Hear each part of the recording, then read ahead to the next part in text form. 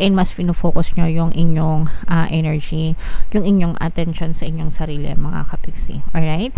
And ang maganda nito guys, no, may mga swerteng paparating sa inyo, and ito yung gusto nyong pagbuhusan ng attention mga kapiksi. There are brand new ideas. Yung iba sa inyo guys, parang feeling ko gusto nyong magnegosyo, gusto nyong pagbuhusan ng panahon at atensyon yung inyong kaperahan. Ayan, no, may mga gusto kayong i-manifest sa buhay nyo, kaya parang hindi nyo masyadong, especially pagdating sa pera, kaya parang hindi nyo din masyadong binibigyan ng atensyon yung inyong love life mga kapiksi.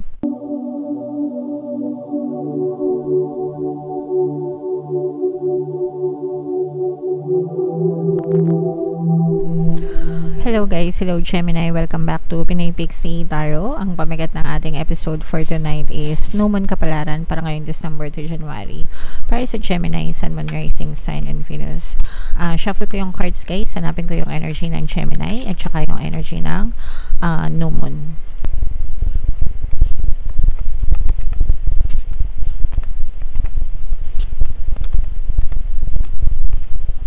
So, ito yung moon energy mga kapiksi. Ngayon naman hanapin natin yung energy ng Gemini. So, ito. Gemini, kayo ay represent ng King of Swords sa ating spread. Combination siya guys ng positive and negative energy. General reading lang mga kapiksi. Pwede mag-resonate, pwedeng hindi. So, yung new moon mga kapiksi ngayong December ay sa December 12. Tapos yung next new moon naman sa January ay sa January 11. So, ang reading na to mga kapiksi ay para sa period na yan mga kapiksi.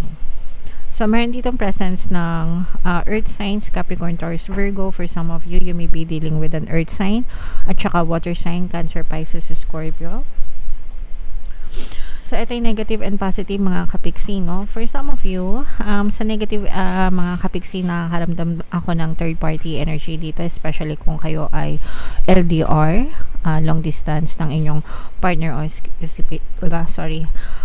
specific person mga kapiksi. Parang yung person, parang merong ano dito namamangka sa dalawang ilog mga kapiksi. So, more often than not, kung sino yung nanonood ng tarot reading, sila yung viktima ng third party situation. And in your case mga kapiksi, maaring may ganyang klaseng nangyayari sa inyong relationship, especially kung kayo ay nasa LDR type of relationship, long distance mga kapiksi. So, itong person mo parang hindi siya bumibitaw, no? Parang wala siyang binibitawan.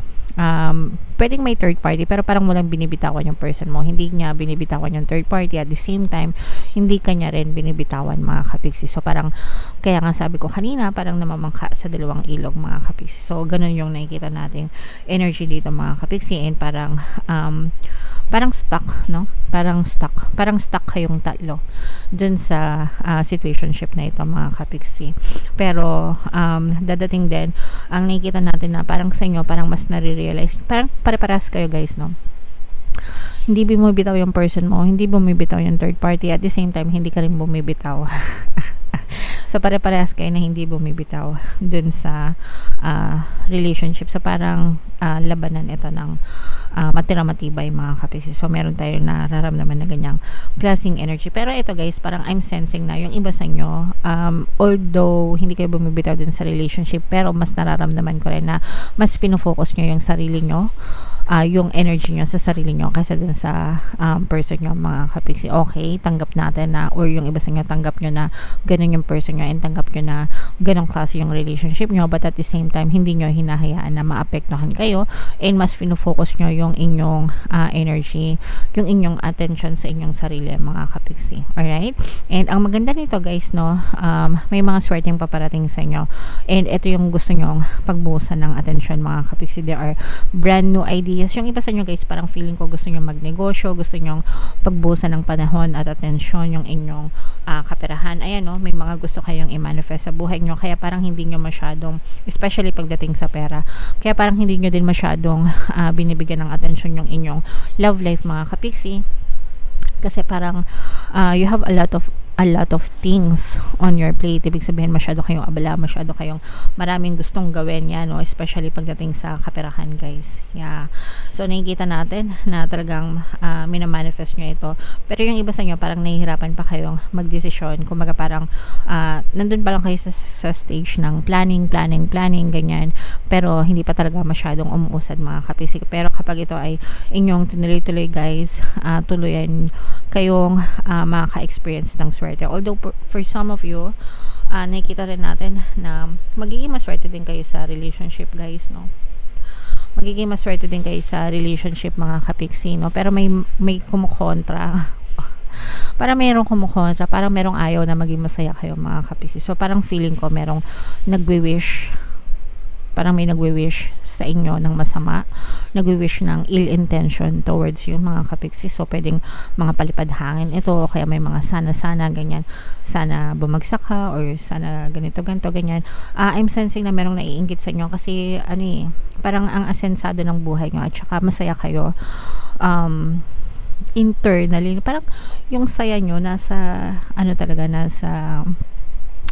nasa loob nyo, yung saya nyo na parang kahit na may mga problema kayo, let's say for example may problema kayo sa relasyon dahil sa third party, pero hindi nyo hinahayaan na maapektuhan yung inner peace nyo, yung inyong kaligayahan, yung inyong kasiyahan dahil lang dun sa isang klase ng problema. So in general, masayahin kayong tao, masaya yung inyong pamumuhay, masaya yung inyong pamilya, mga kapiksi, at tuloy-tuloy yung pagpasok ng swerte. Tapos merong naiinggit sa inyo, guys, okay? Merong naiinggit sa inyo na parang pwedeng ginagawan kayo nito ng hindi maganda, palipad hangin, ganyan, or kung ano-ano man bini-wish niya na sana ganito, sana ganyan. So in short, maaring may nagmamarites sa inyo.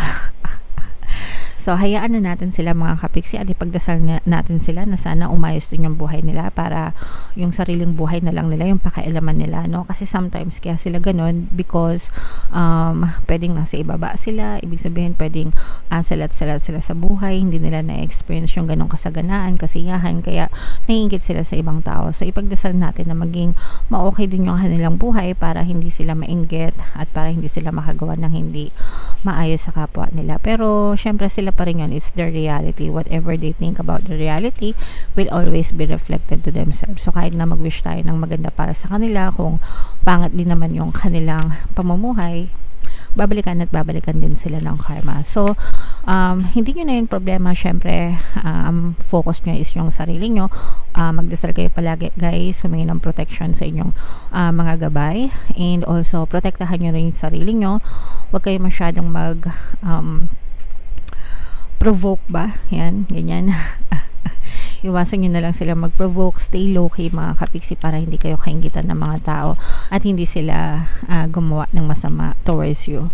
Yung iba sa inyo, guys, feeling ko kung meron kayong third party sa sitwasyon, sa relationship nyo, yung third party naiinggit din sa inyo. Parang sobrang insecure din siya sa inyo, mga kapiksi. Okay? So comment down below if feeling nyo naka-resonate kayo dyan. Alright, so tingnan natin itong mga swerte na to, guys, no? I-mine nyo na yan sa comment section. Mine swerte, mine good luck, mine good fortune, yan. I claim yan. I claim good fortune. Claim nyo na yan sa comment para talagang ma-experience nyo, mga kapiksi. So shuffle natin to, guys. Habang sinashuffle ko, panoorin nyo muna itong video natin regarding sa ating paano mag-manifest ng abundance video course. Kapiksi, sawa ka na ba sa mga struggles at hirap sa buhay mo? Masipag ka ba at masikap sa buhay ngunit hindi ka pa rin umaasenso? Ilang beses ka na bang nag-attempt magnegosyo at mag-invest pero palagi ka pa rin nalulugi? Sa pagkakataon na ito ay maaaring may subconscious beliefs ka na nagiging balakid sa iyong pag-unlad at pagyaman. Introducing, paano mag-manifest ng abundance video course. Dito ay matututunan mong ma-overcome ang mga balakid mo para tuluyan ka ng umunlad, umasenso, sumagana, maging matagumpay, successful at maswerte sa iyong kabuhayan, pera, trabaho, negosyo, salapi at kaperahan ng bonggang-bongga. Dali, mag-send na ng email sa pinoypixitaro@gmail.com at simulan na ang iyong pagyaman ngayon. Alright, so gusto mo bang yumaman, kapiksi? Kung gusto mong yumaman, umunlad at umasenso ng bonggang-bongga, mag-avail ka na ng course na yan guys, kasi sobrang ganda talaga yan. And good news, Christmas season ngayon, kaya may Christmas sale tayo mga kapiksi.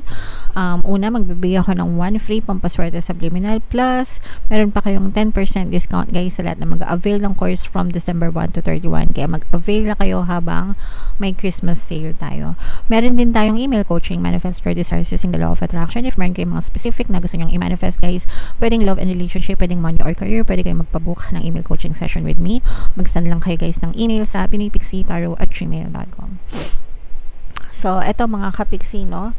Work through your fears. Napakagandang message para sa inyo guys. So, kailangan paglabanan natin yung mga takot, mga duda natin sa ating buhay. Mga kapiksi, kasi yung takot, yan yung pumapatay sa ating mga pangarap. So, when it comes to fears, mga kapiksi, yung isa yung pinakagustong-gustong quote, statement na narinig ko dun sa author ng The Dune na novel/movie. Okay?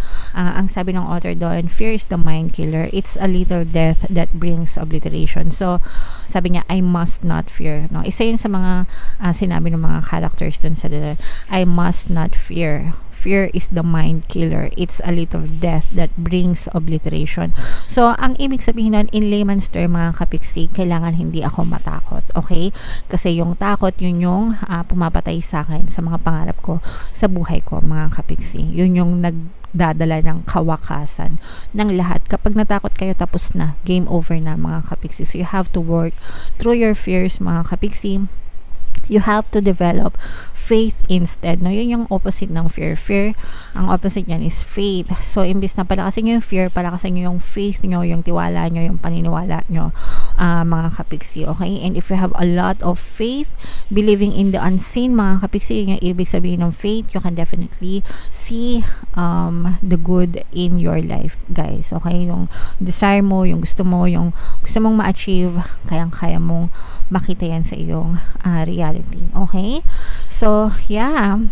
Comment nyo sa baba, I must not fear. Okay? I must not fear. Yeah. So, have some sexy time. Yeah.